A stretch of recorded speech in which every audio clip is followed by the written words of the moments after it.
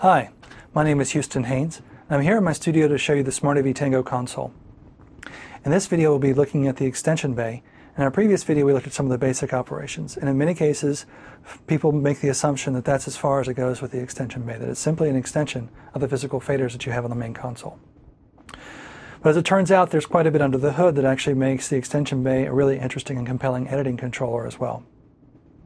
Aside from the obvious contribution of these physical macro buttons, it also has a lot of integration with the main console, being able to move the edit panel over to the second screen to maximize the editing work surface across the entire console. You have the option in the software configuration to either choose for the edit panel to show up on the main screen, which in this case you'll notice that the main screen covers both the active channel area as well as part of the individual encoders that are on the right-hand side of the main console. So because of that, and because I'm right-handed, I like to have both the edit panels and the virtual keyboard on the right-hand side.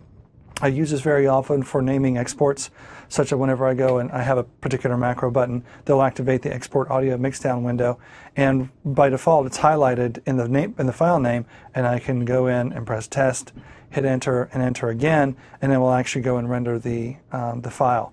So the virtual keyboard keeps me from having to keep a hard keyboard here in front of me the entire time. Many people that like to have a keyboard in front of them often want to use the edit commands, and that's what the edit panel is for, as well as the active channel area where you have these commands, as well as, of course, the macro keys, which you can program to varying contexts depending upon what you're doing.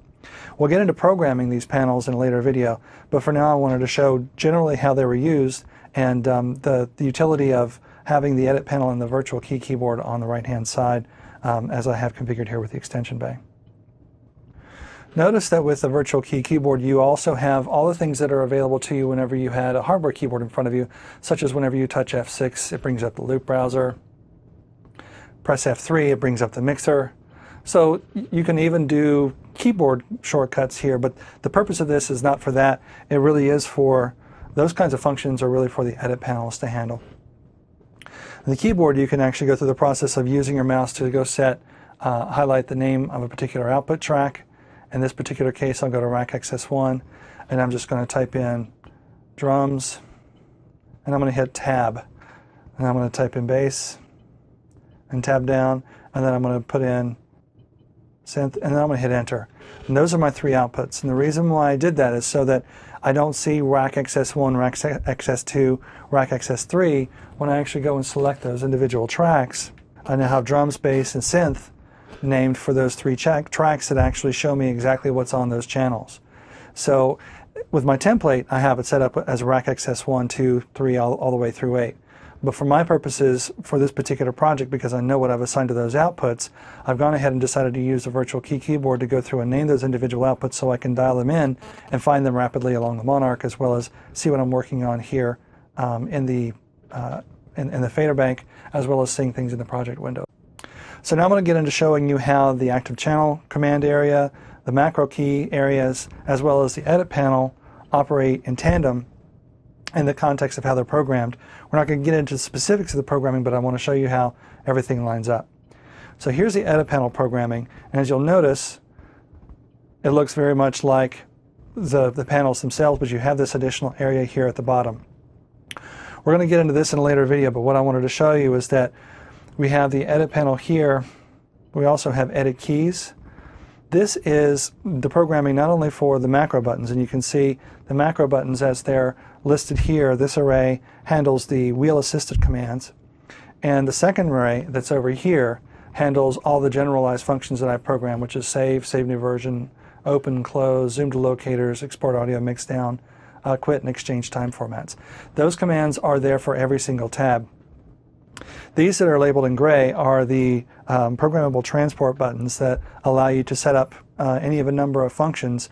For now, the idea is to show that these active panels that are here correspond to this edit key programming.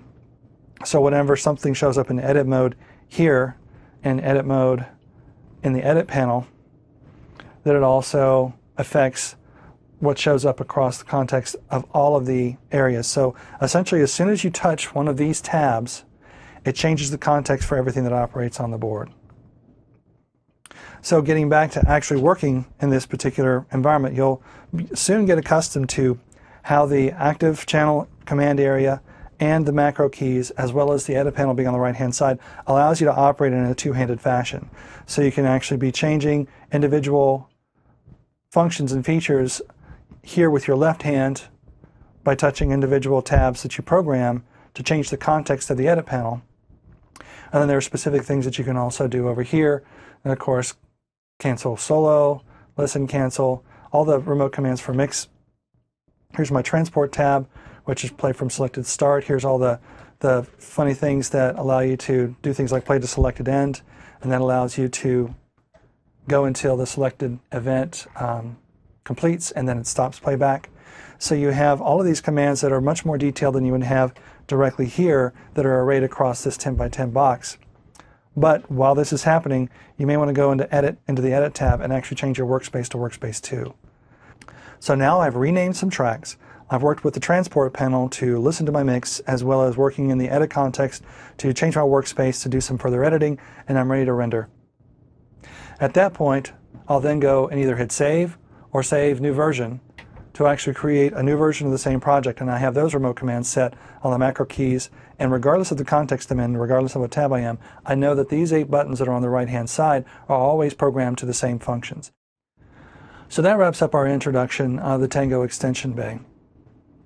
We've shown how both the edit panel as well as the other virtual work surfaces can operate to increase your workflow, as well as operating seamlessly with the other dedicated areas both in the active channel display and the transport area, to really allow the entire Tango work surface to operate as a world-class editing controller.